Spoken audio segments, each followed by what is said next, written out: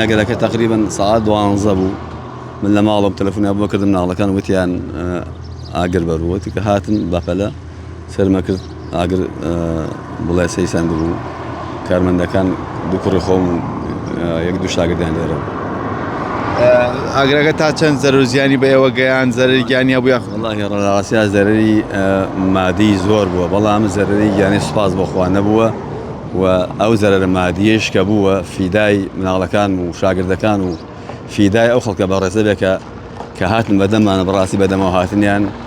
بێوێ نەبوو بێن بەڵ لە ڤیدۆکانە بینیمان بە هاوڵاتیان بەبێ گوێدانە ئاگرەکە بەڕووی ئاگرەکە هاتن بۆ ڕزگارکردنی بەنزینەکە ئێوە تا چەند دڵخۆش بوون بەم دیمەنانە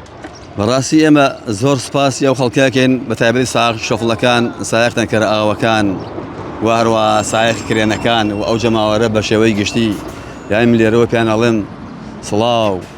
سڵاو لە مەردایەتیتان سڵاو لە چاکی و پیاوەتیتان سڵاو لە غیرەت و ئازایەتیتان بەڕاستی مەردانە و پیاوان هاتمە دەمانەوە زۆر سوپاسیان نەکەن ماڵی هەر هەمیان ئاوا بێ ئەو زەرزیانە مادێش کە بووە فیدای ئەو خەڵکە بەڕێزە بێت تیمەکانی بەرگری شارستانی بەڕاستی وانش مەردانە و پیاوان تقریبا سێ حەریقی ئاگر سێ سەیارە ئاگرکوژانەوە هاتمە دەمانەوە بەڕاستی مەردانە و پیاوان هاتمە دەمانەوە زۆر سوپاسی بەرایانی ئاگرکوژانەوەکەین